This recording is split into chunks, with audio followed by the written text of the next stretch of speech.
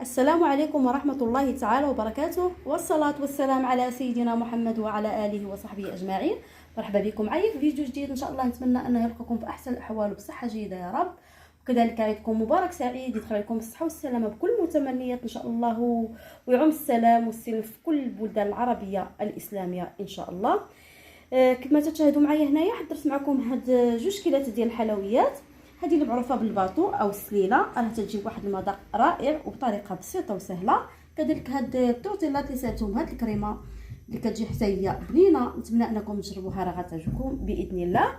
اللي جديد عندي في القناه ما ينساش الاشتراك فيها باش يوصلوا كل جديد مني ان شاء الله، وما تنسونيش من اللايك ديالكم، وكذلك تبارطاجيو لا فيديو مع الاهل والاحباب الى عجبكم لا فيديو من طبيعه الحال باش تعم الفائده ان شاء الله. دابا ان شاء الله غادي ندوزو لمعرفه المقادير باش صايبنا هاد جوج الاشكال، وكذلك طريقه التحضير. تابعوني وما تمشيو فين. هادو هما المقادير ان شاء الله اللي غادي نحتاج باش نحضروا هاد الخليط ديالنا او العجين. عندي هنايا واحد نصف كاس ديال العنبه على وزن 150 غرام ديال الزيت النباتيه. غادي نحتاج كذلك نصف كاس ديال السنيده من نفس الوزن. يمكن لكم تستعملوا كاس، يبقى السكر على حسب الذوق. عندي هنا واحد الرشه ديال الملح. غادي نحتاج البيضه فقط. غادي نسم هذا العجين ديالي بالفانيليا، يمكن لكم تنسموه بروح ديال الليمون او بقشور الحامض اللي بغيتو. غادي نحتاج لواحد 125 غرام ديال الزبده ديال المارغرينه. نتوما الا استعملتوا الزبده ديال الاكل او يعني ماشي المارغرين، يمكن لكم ديروا كاس ديال الزيت. الا استعملتوا المارغرين تكتفيو بنصف كاس ديال الزيت باش ما يجيش الخليط ديالنا مسيت بزاف. ومن طبيعه الحال غادي نحتاج الدقيق. دابا ان شاء الله ندوزو على بركه الله طريقه التحضير. غادي ناخذ السنيده، بسم الله.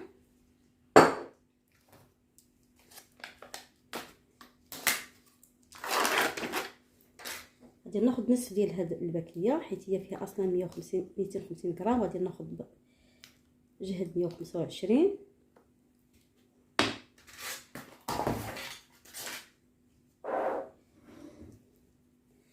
صافي غادي ندمج هاد المكونين مزيان حتى يولي واحد الشكل كريمي.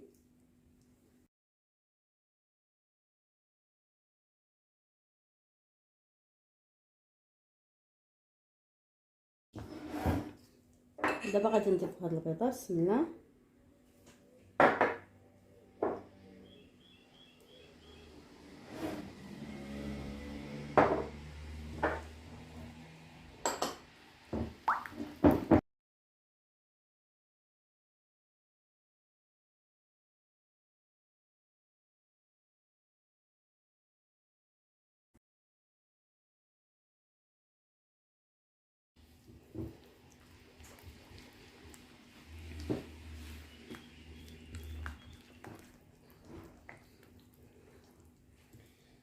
دابا غادي نبقى نزيد الدقيق تدريجيا، يعني ما غاديش نعطيكم كميه ديال الدقيق، وانما غادي تلاحظوا معايا كيفاش غادي يكون الخليط ديالي من بعد ان شاء الله. ما يكونش قاصح، ما غتكونش رطبه بزاف، يعني موين بين وبين. نتوما تتحكموا فيها حيت هي اصلا ما تتبغيش تدليك، تتجمع غير باطراف الاصابع باش يجينا الصابلي ديالنا مزيان. لان هذه عجين الصابلي انا غادي نصايب بها ان شاء الله الحلوه ديال الباطو كيف ما شاهدتوا.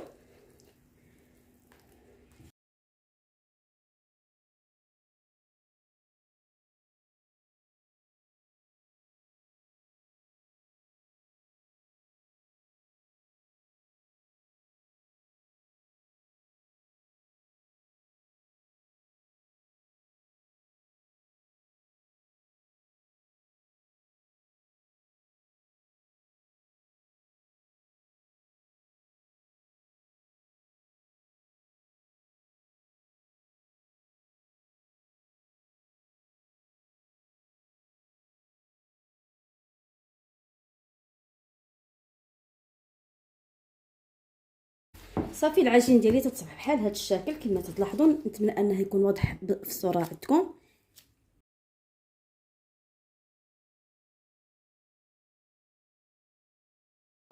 صافي غادي نديرها في واحد البلاستيك غذائي ان شاء الله، ونخليها ترتاح على الاقل واحد ساعتين ديال المكانه. يمكن لكم كاع ديروها في ليله قبل والغد اللي عاد باش تخدموا بها.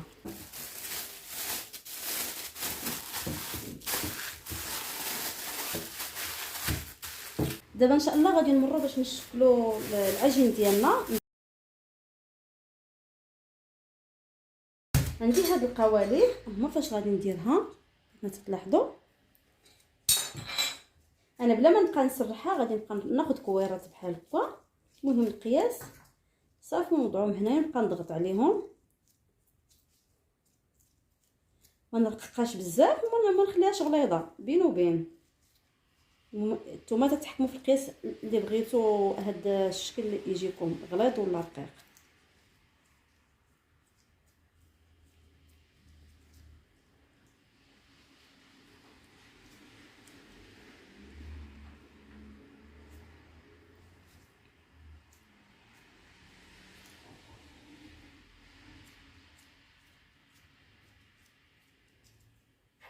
صافي تنتكوها شويه بالفرشه، هي اصلا ما فيهاش الخميره غير باش ما تنفخناش، واخا ما فيهاش.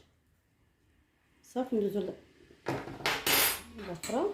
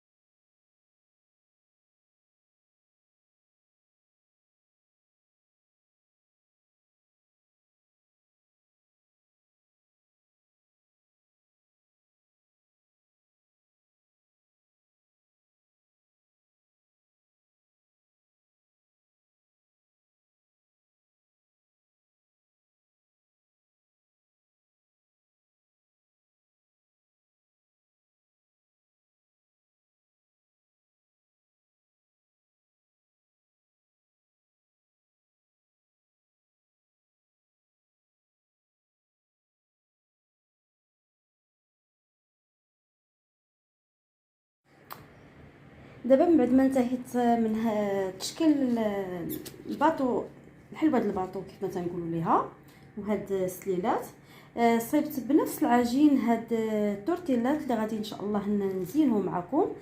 دابا ان شاء الله ما عليا غير غادي نديرهم في الطاوه باش نخشيهم في الفران. صافي درتهم دابا في الطاوه ان شاء الله. الفران عندي راه شاعل على درجه حراره 180، غنديرهم من التحت من بعد نديرهم الفوق يتحمروا لي، ما نخليهمش دوز عليهم العافيه بزاف باش يجوا محمرين بزاف، لا كنحس بهم صافي راه قصاح وبدا اللون ديالهم تيتغير، غادي نخرجوهم ان شاء الله.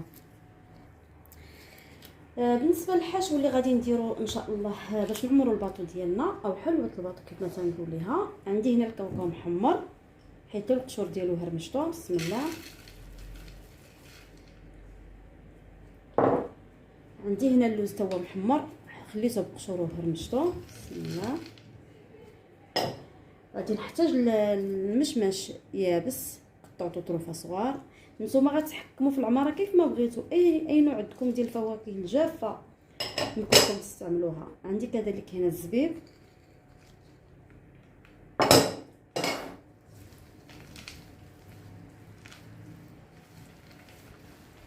بالنسبه باش نجمع هذا المزيج اللي عندي ديال الفواكه الجافه غادي نحتاج العسل الطبيعي. بسم الله.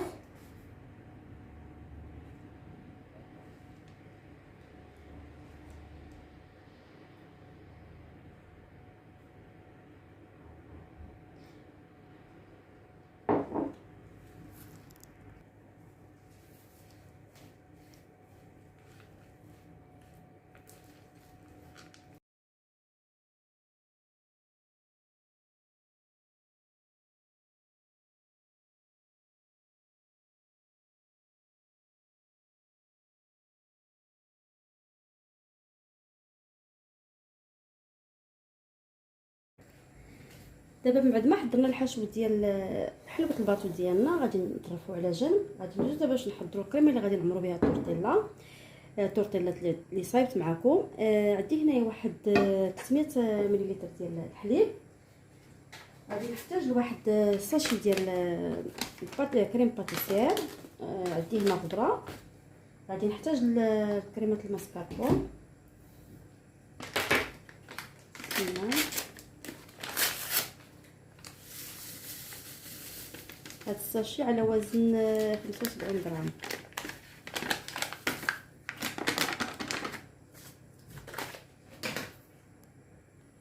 المهم غادي نطرب هاد الخليط ديالي حتى تصبح لي على شكل كريمه ان شاء الله.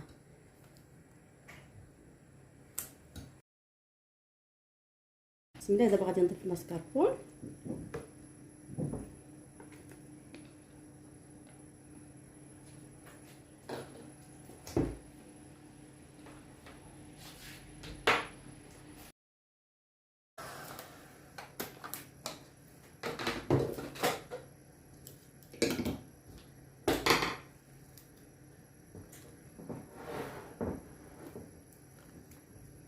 غادي نمشي نوضعها في الثلاجه ان شاء الله بين ما يطيبوا لي نزينوهم.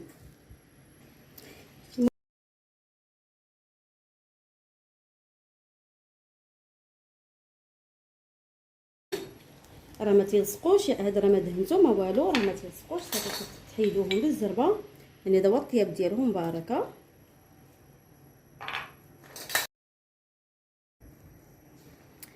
كيف ما تلاحظوا هو الشكل ديال الحلوه من بعد ما طاب. دابا ان شاء الله ندوز باش نعمرها. بسم الله. ملي غنعمروها بحال هكا ضروري غادي ندخلوها للفران غير باش يتماسك لينا داك العسل، باش تشد في راسها هنايا نديرها في الطاوه.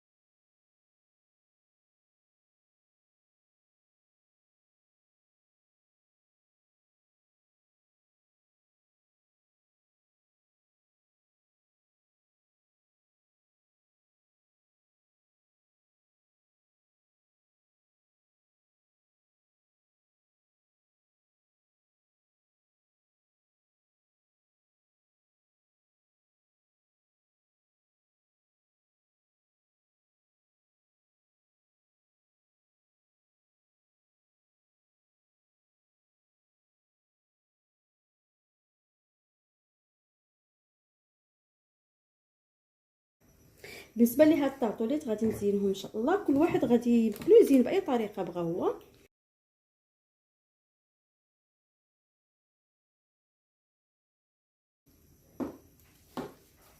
بسم الله.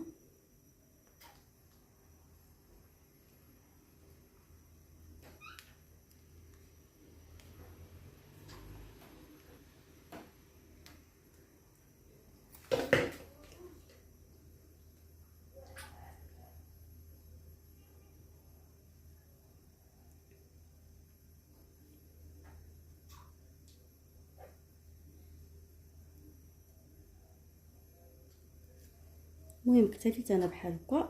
التزيين تيبقى على حسب الرغبه ديال الوحده. من بعد ما انتهيت من التزيين ديال الحلوه ديالي تتجي على هذا الشكل. هنا كيف ما تلاحظوا راني درت واحد الخطوط ديال الشوكولاته البيضاء اللي ذوبتها من طبيعه الحال. التزيين تيبقى على حسب الرغبه ديالكم. وصلت لنهايه الفيديو ديالي، نتمنى انه ينال الاعجاب ديالكم. ولا عجبكم الفيديو ما تنسونيش من اللايكات ومن الاشتراك في القناه اللي جديد عندي في القناه من طبيعه الحال فضلا وليس امرا. ان شاء الله تبارطاجوا الفيديو مع الاهل والاحباب باش تعم الفائده. دمتم في رعايه الرحمن، والسلام عليكم ورحمه الله تعالى وبركاته.